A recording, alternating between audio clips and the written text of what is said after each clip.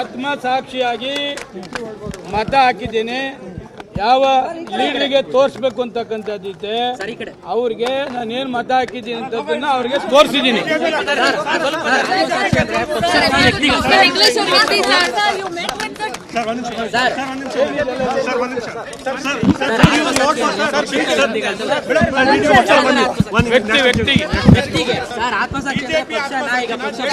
ಆತ್ಮಸಾಕ್ಷಿಯಾಗಿ ಮತ ಹಾಕಿದ್ದೇನೆ.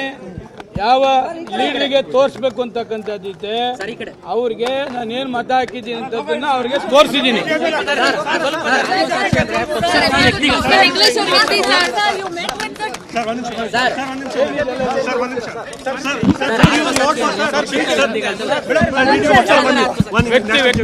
ವ್ಯಕ್ತಿಗೆ